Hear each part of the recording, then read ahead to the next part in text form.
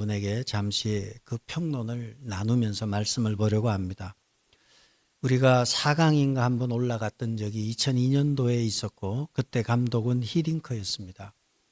히딩크는 말이 처음에 많았죠. 이름을 선후배 관계가 분명한 축구 선수들에게 이름을 부르게 한 거죠. 후배가 선배 이름을 형님이라 안 부르고 막 이름을 부르고, 그리고 히딩크는 철저하게 실력으로 국가대표 선수를 선발했다고 합니다.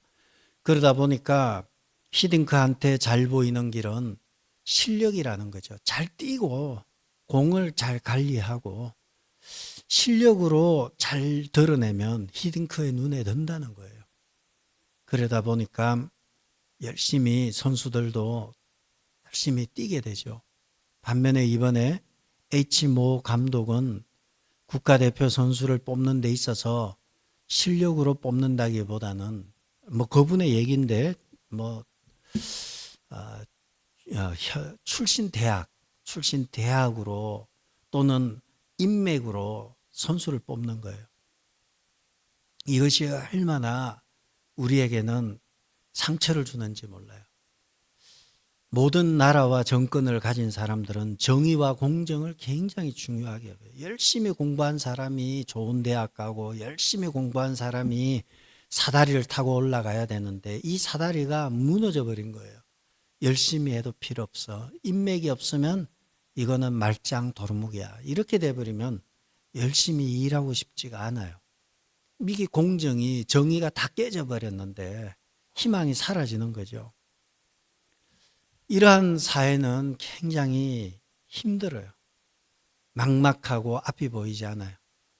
말라기 시대에 페르시아의 포로로 끌려갔다가 페르시아 제국에서 돌아와서 예루살렘 성전을 건축하고 예루살렘의 성벽을 건축했는데 나라가 엉망인 거예요. 대제사장들이나 제사장들, 종교 지도자들은 심히 타락해가지고 정치 권력하고 붙었어요. 제가 이름이 기억이 안 나는데 당시 제사장이 요난으로 제가 기억을 하는데 그 제사장은 정치 권력자하고 붙어서 학대하고 소외를 시켜버리고, 종교 지도자들이 정교가 분리가 돼야 되는데 정교가 하나가 되면서 정치 권력과 또 붙게 되고요. 그러다 보니까 백성들도 희망을 잃어버렸어요. 아니 어떻게 이렇게 될 수 있나. 포로에서 귀환한 이후에 유대인들은 귀족들과 부자들과 정치 권력자들, 정경이 유착이 되어서 자신들의 안위만 생각하고 가난한 사람들을 가혹하게 수탈한 거죠. 이것은 정의의 문제와 공의의 문제, 공정의 문제가 다 연결되어 있는 거예요. 그래서 아모스는 이러한 사회를, 정의를 강같이 정의를 하수같이 공의를 강같이 흘러가는 세상을 꿈꾼 거예요. 선지자들은 이런 나라를 꿈꿨지만 세상의 현실은 그렇지 않아요. 정경유착으로 인해서 가난한 자들은 압제당하고 사다리는 부러져 버려서 올라가는 연결고리가 없어져 버렸어요. 부모 찬스, 아빠 찬스, 다 찬스만 있는 나라가 돼버린 세상, 바로 이 말라기의 시대였고, 그러다 보니까 돈을 버는 일이 쉬운 것이, 돈 버는 게 쉬운 게 뭔가 하면요, 돈놀이가 가장 쉬운 거예요. 돈 빌려주고 고리사채를 받는 고리 대금업이 말라기 시대에 유행하게 되고, 꼭 그런 건 아니지만 오늘날에도 이 은행들이 돈놀이 하는 거예요. 자기 돈은 얼마나 되겠어요? 제가 알기로는 이 자기 돈 기준율이 20%인가, 은행의 자기 돈 기준율은 20, 30%밖에 안 될 거예요. 다 저금 들어온 거 저리로 이자는 엄청나게 적게 주고요. 또 이 대출은 비싸게 하고 해서 은행이 사채는 아니지만 그에 준해서 거기 이 금융업이 또 돈을 버는 것입니다. 말라기는 희망이 사라진 시대예요. 하나님에 대한 희망도 사라지고 이 땅을 살아가기에 믿을 게 없는 거예요. 종교 지도자들조차도 부패되은 세상. 아니 도대체 희망이 없는 세상. 여러분 희망이 없는 세상 어떻게 살아가야 할까요? 주님께서 이 희망이 보이지 않는 세상을 썰어버리기로 작정을 하신 거예요. 그래서 엄청난 환난을 통해서 알곡과 쭉정이를 나누기로 하셨고 그 알곡과 쭉정이를 나누는 엄청난 날이 여호와의 날이었어요. 여호와의 날, 욤 아도나이라는 이 표현은 구약에 16번이 나오는데요. 16번 중에 5번이 요엘서에 나오고 11번이 선지서에 나와요. 그런데 욤 아도나이의 특징은 심판의 날이에요. 철저한 심판의 날. 그리고 이 심판의 날은 신약으로 가게 되면 예수님 당시에 이러한 이 지진과 기근과 이러한 문제가 세상 가운데 나타나고 바울은 이 날에 대해서 말세에 고통하는 때가 이르는데 자기를 사랑하는 때 쾌락을 사랑하고 돈을 사랑하는 시대가 온다는 것, 이 여호와의 날의 특징이에요.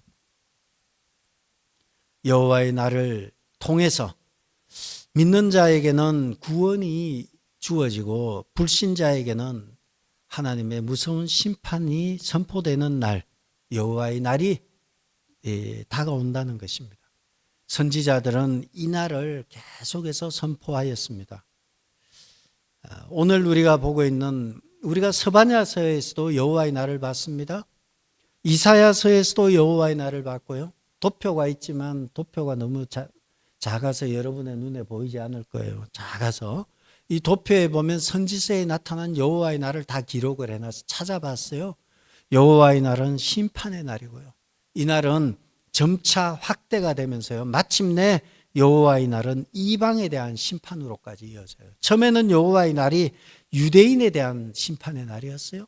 이것이 갈수록 이방에 대한 심판의 날이 되고 이방에 대한 심판의 날은 바꿔 말하면 우리를 괴롭히는 이방에 대한 심판이기 때문에 이방에 대한 심판은 구원의 날이 됩니다. 그래서 여호와의 날은 심판의 날이면서 구원의 날이 되는 날이 바로 이 날입니다. 그리고 스바냐서에서 우리가 보았죠. 그날은 여호와께서 우리를 보시며 심히 기뻐하고 즐거워하는 날. 그 우리가 누굽니까? 남은 자라는 거예요. 남은 자들에 대해서 주님은 구원을 베푸실 전능자시라는 거예요. 구원을 베푸실 전능자고 기쁨을 이기지 못한다는 거예요. 남은 자에 대해서. 스바냐서는 바로 그렇게 표현하고 있고 이사야서에서는 남은 자 사상이 이사야서의 핵심 주제예요. 남은 자 그루터기들에 대해서 하나님께서 구원을 베푸시고 그 외에는 심판을 하신다는 이야기. 스바냐서에서도 보았고요. 그리고 아모스서에 남은 그 여호와의 날은 이스라엘 백성이 기대하는 날이었어요. 아, 이제 주님이 오시는구나. 할렐루야 했는데 알고 봤더니 그 맨 앞에 하나님이 서 계신 거예요. 그분이 심판하러 오시는 장면이 아모스의 여호와의 날입니다. 구약에서 여호와의 날은 심판의 날이에요. 오늘 말라기에도 마지막에 여호와의 날에 대한 이야기를 구약 성경 전체의 마지막이 말라기고요. 말라기서 전체의 마지막이 말라기 4장이에요. 4장에 여호와의 날에 대한 이야기를 하고 있는 것입니다. 여호와의 날에 대한 이야기를 말라기 마지막 장에 하고 있고 마치 성경 전체의 마지막인 요한계시록의 새하늘과 새 땅 여호와의 날에 대한 이야기를 구약에서 여호와의 날에 대한 이야기로 마무리하고 있는 것을 우리는 볼 수 있습니다. 1절을 보시면 만군의 여호와가 이르노라. 보라, 용광로 불같은 날이 이르리니 교만한 자와 악을 행하는 자는 다 지푸라기 같을 것이라. 그 이르는 날에 그들을 살라 그 뿌리와 가지를 남기지 아니할 것이로되. 용광로 불같은 날이 어떤 날입니까? 어떤 날이죠? 여호와의 날이에요. 이 날이 여호와의 날이에요. 여호와의 날 영어로 보면 The day is coming이라고 나오고요. 그 밑에 또 나와 있어요. 그 중간 영어 두 번째 줄, 세 번째 줄에 보면 That day that is coming. 그날이 온다는 거예요. 그날이 온다는 것을 강조하면서요. 그날은 어떤 날인가? 우리는 용광로 불 같은 날로 되어 있지만 우리 영어 성경에 보면 용광로도 나오고요. 불도 나와요. 따르게 용광로와 불을 붙여놓고 우리에게 용광로 불 같은 날이다 이렇게 했지만 여기서는 퍼니스라는 용광로 같은 날도 있고 그 뒤에 보면 그리고 셋째 줄 중간 끝에 보면 on fire란 불도 나옵니다. 그래서 지옥의 특징은요, 불타는 불길이에요. 우리가 알 수 있는 지옥에 대한 언급은 불타는 곳이 끊임없이 죽지도 않고 영원히 불타는 용광로 불 같은 날이 이르리는데 그 날이 되면 어떻게 되는가? 교만한 자와 악을 행하는 자는 지푸라기 같이 탈 것이라는 거예요. 지푸라기는 태우면은 시커멓게 바로 변해버려요. 흔적도 없어요. 그런데 그리고 그 이르는 날 또 나오죠. 그 이르는 날에 그들을 살라서 뿌리와 가지를 남기지. 뿌리와 가지도 없고 뭐 당연히 지푸라기처럼 타는데 흔적조차도 없이 다 태워버린다는 거예요. 누구를요? 교만한 자와 악을 행하는 자를 그날에 여호와의 날 그날에 다 태워버린다는 거예요. 이 교만한 자와 악을 행하는 자가 누구입니까? 잘난 치 가는 자 아니에요. 이것은 우리가 우리의 언어로 놓고 보면 잘난 치 간다, 이 교만하다 그런 거 아니에요. 교만한 사람은 누구입니까? 정확하게 성경적으로 보면 말라기의 기준으로 보면 이렇습니다. 1장 2절에 보시면 말라기 1장 2절에 교만한 자는 하나님의 사랑을 의심하는 자예요. 말라기 1장 2절에 하나님의 사랑을 의심하는 자가 교만한 자예요. 그래서 이렇게 1장 2절에는 이렇게 되어 있습니다. 주께서 여호와께서 이러시되 내가 너희를 사랑하였노라 하나 너희는 이러기를 주께서 어떻게 우리를 사랑하셨나이까? 하나님의 사랑을 의심하는 거예요. 주께서 어떻게 우리를 사랑했습니까? 말라기의 눈에 비춰진 교만한 자. 주께서 어떻게 우리를 사랑했어요? 아예 안 사랑했어요. 하나님이 뭘 우리를 사랑해요? 안 사랑했어요. 사랑을 의심하는 자. 착한 사람 아니에요. 여러분 유튜브에 쏘면 안 돼요. 유튜브에 보면 얼굴이 얼마나 착한지 몰라요. 얼마나 구제도 많이 하고 착한지 몰라요. 그러나 그 중심은 교만하기 짝이 없어요. 하나님을 알지 못하는 거예요. 하나님의 존재를 인식하지 못하고 하나님의 사랑을 의심하는 사람, 교만한 자예요. 천사의 얼굴을 할지라도 그는 굉장히 교만한 자예요. 교만한 자는 어떤 자입니까? 말라기 1장 6절에 보면 우리가 어떻게 주의 이름을 멸시하였나이까? 말라기 1장 6절입니다. 우리가 어떻게 주의 이름을 멸시하였나이까? 이 말은 하나님의 이름을 멸시하면서도 인정하지 않는 게 교만이에요. 이것은 겉으로는 하나님을 나는 멸시 안 했다는 거예요. 나는 하나님을 사랑한다고 하는 거예요. 그러나 내용을 들여다보면 하나님을 완전히 밟고 있어요. 무시하고 있어요. 하나님을 멸시하면서도 어떻게 주의 이름을 우리가 멸시하였습니까? 말라기 1장 2절에 이렇게 나와 있는 것입니다. 그리고 나서요, 말라기 1장 6절에 여기 있는 대로 거기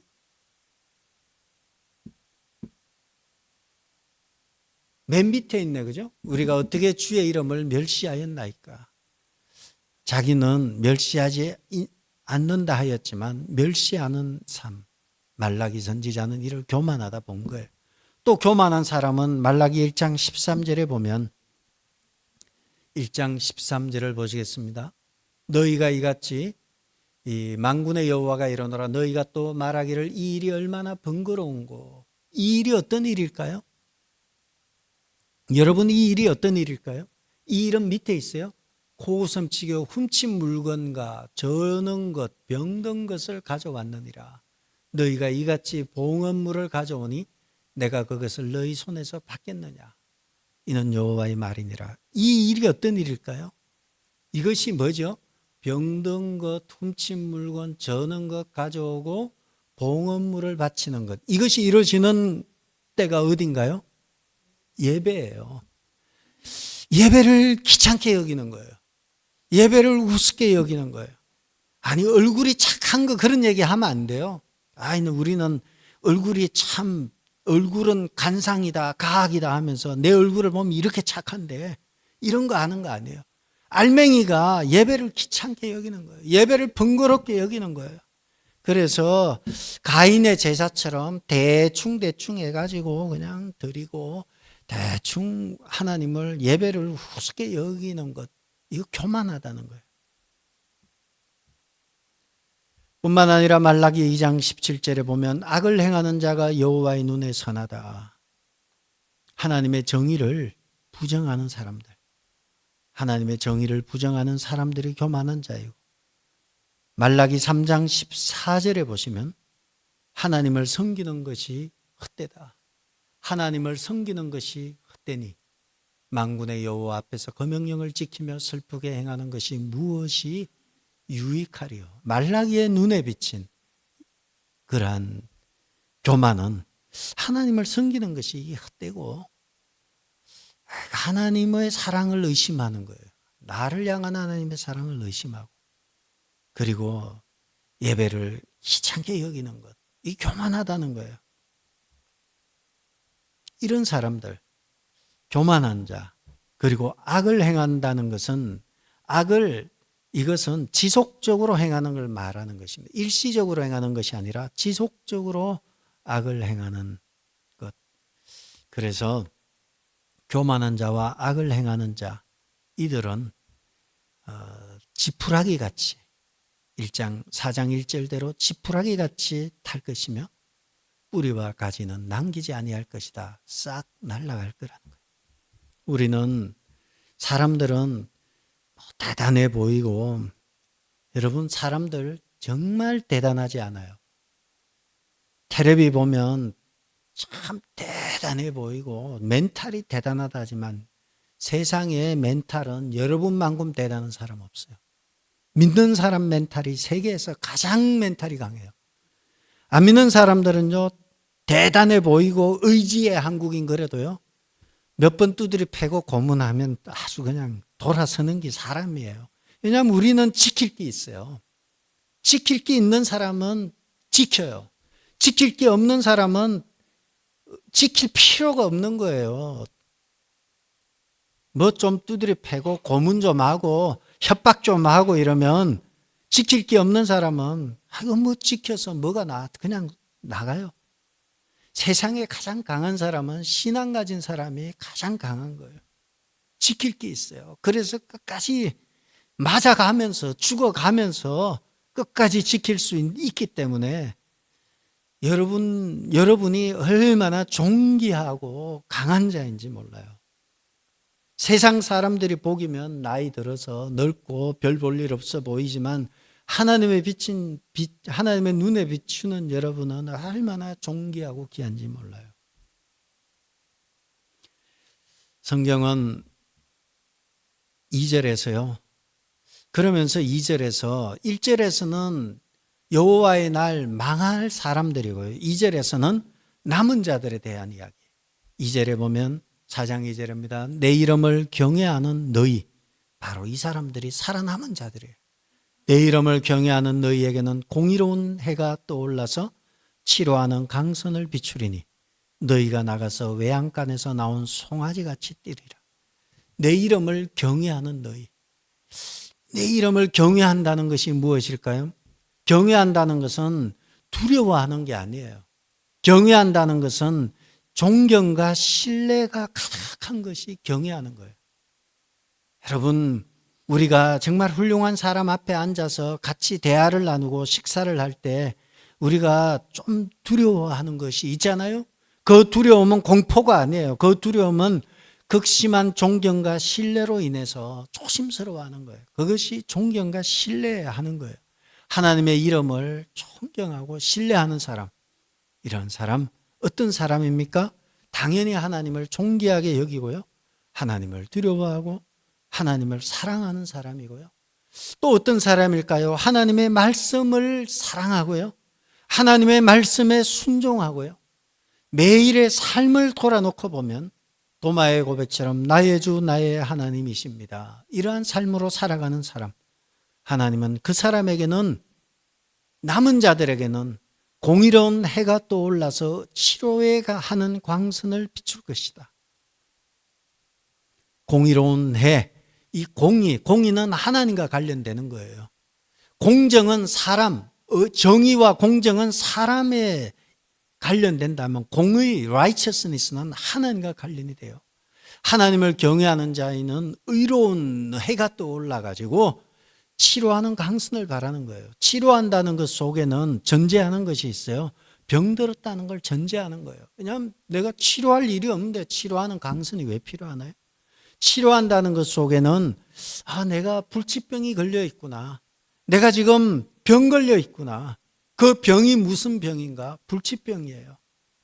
죄와 사망의 늪에서 헤어나올 수 없는 캄캄하고 암담하고 절망적인 질병에 사로잡혀 있는 우리들에게 치료하는 광선이 비춰지게 되는 것입니다.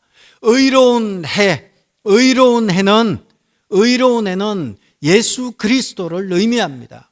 의로운 해로부터, 예수 그리스도로부터 치료하는 광선이 비춰지면서 우리가 거기서 외양간에서 나온 송아지같이 뛴다는 것은 자유함을 받았다는 거예요.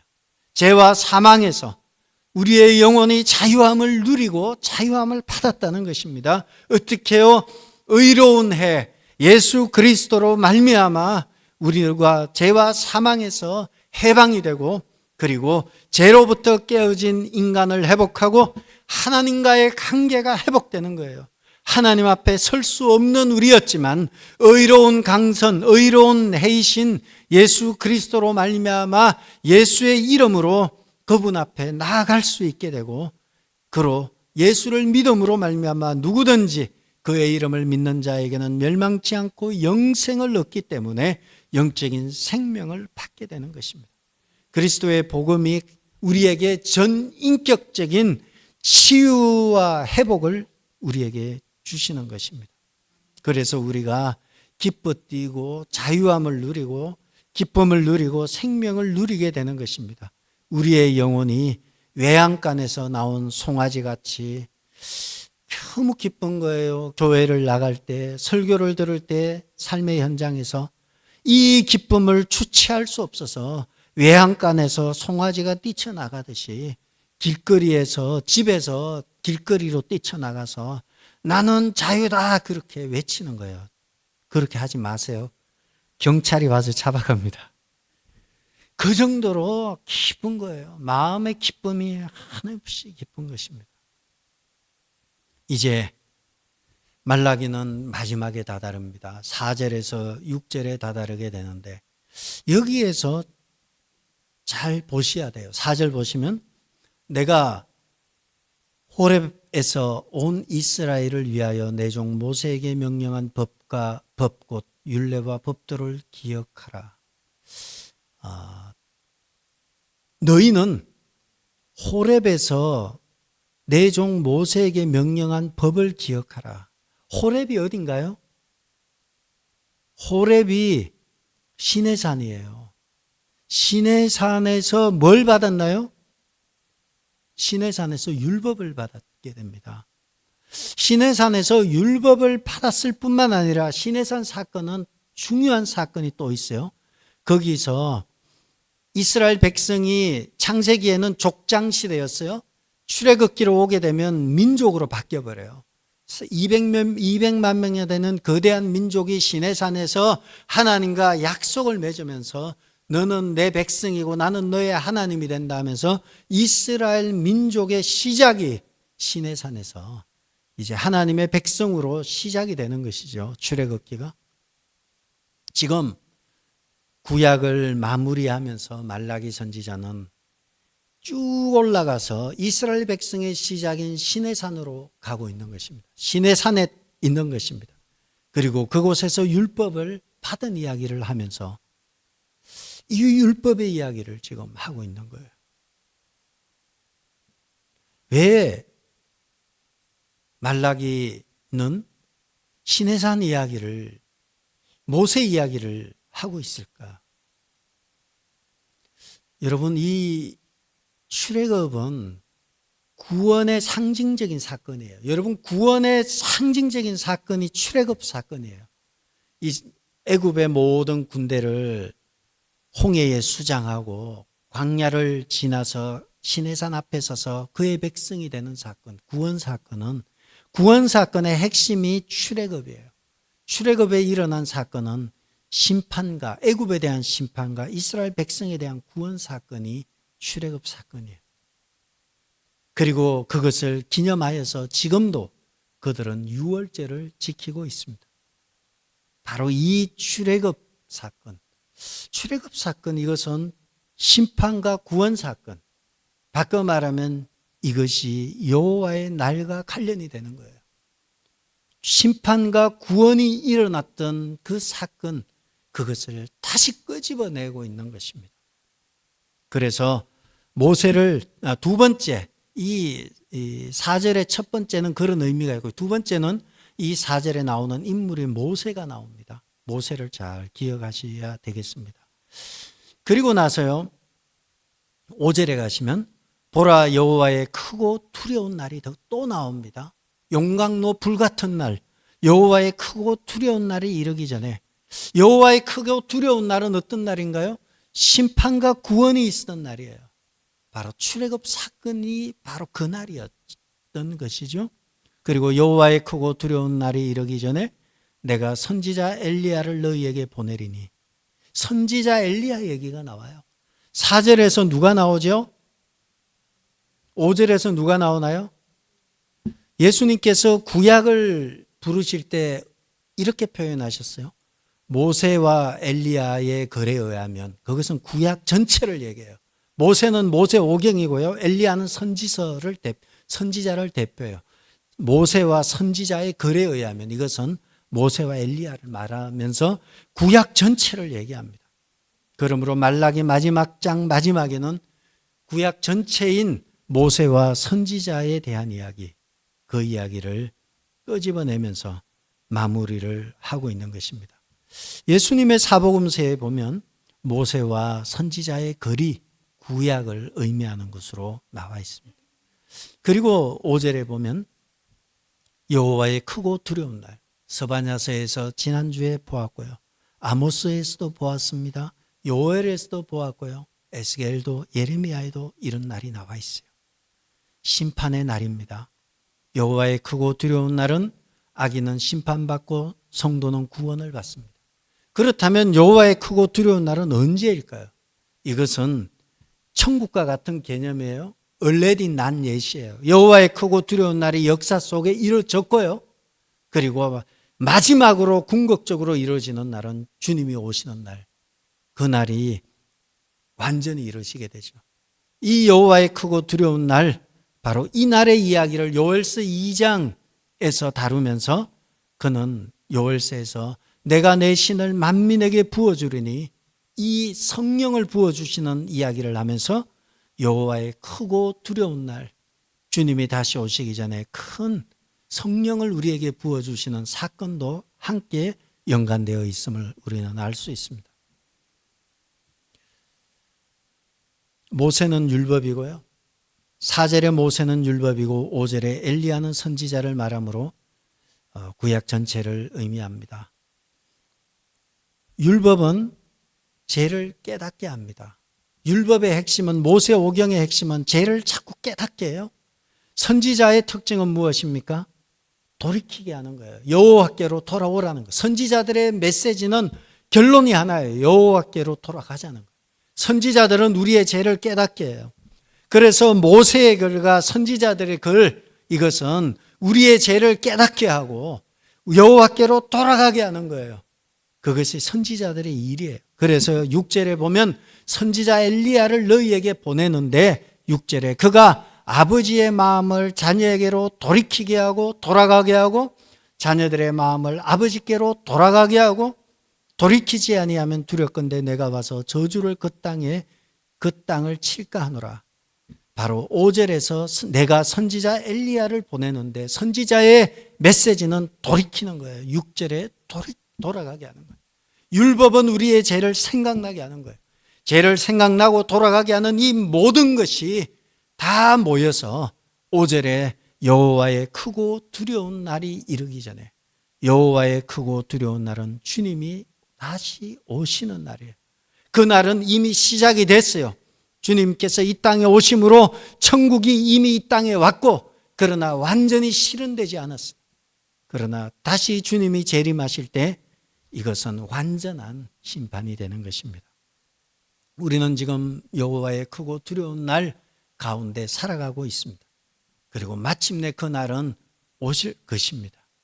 그리고 그 전에 우리가 선지자 엘리야를 너희에게 보낸다고 했는데, 이 선지자는 구약의 마지막 선지자는 그런 면에서 세례 요한이 됩니다. 누가복음 1장 17절에 보면 그는 세례 요한의 아버지가 환상을, 천사가 와서 말을 하게 되죠. 그때 너가 아이를 낳을 것인데 세례 요한이 됩니다. 그 아이는 어떤 아이인가? 그가 또 엘리야의 심령과 능력으로 주 앞에 먼저 와서 아버지의 마음을 자식에게 거스르는 자를 의인의 설기에 돌아오게 하고 주를 위하여 세운 백성을 준비하리라. 세례 요한이 바로 구약의 선지자 엘리야를 너희에게 보내리냐 할 때 세례 요한이 이 엘리야로 불러지는 것입니다.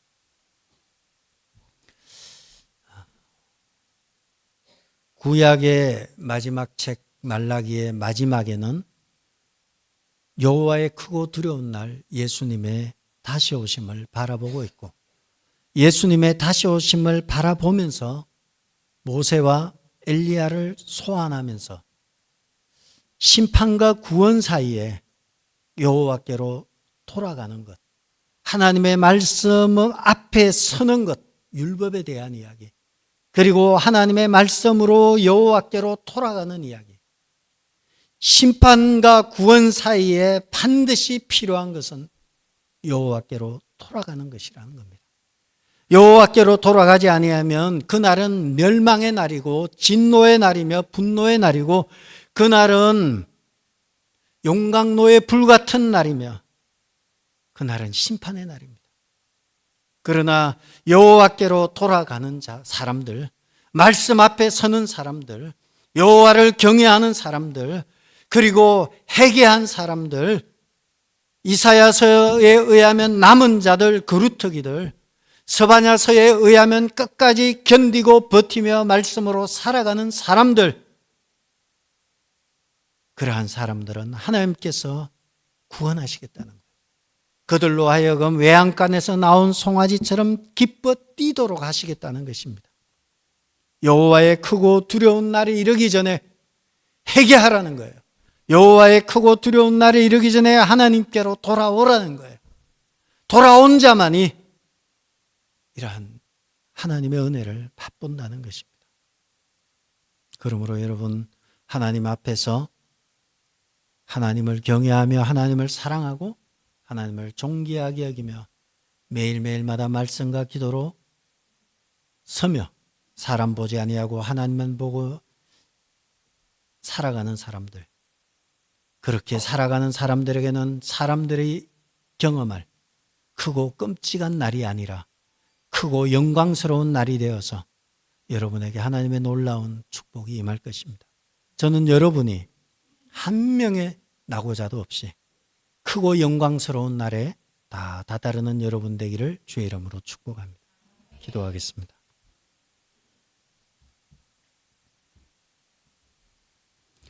아버지 하나님, 말라기를 마무리하면서 여호와의 크고 두려운 날이 임할 것인데 그 날이 이르기 전에 심판과 구원 사이에 여호와께로 돌아가고 말씀 앞에 서는 것이 얼마나 중요한지 저희들이 보았습니다. 우리가 이름만 그리스도인으로서 여호와의 사랑을, 하나님의 사랑을 의심하고 하나님을 믿지 아니하고 하나님을 믿는다고 하면서 예배를 우습게 여기면 이러한 죄를 저지르지 아니하며 하나님 앞에 바로 섬으로 말미암아 하나님의 나라에 한 명의 낙오자 없이 다 다다르는 귀한 성도들 되게 도와주옵소서. 예수님의 이름으로 기도드렸습니다.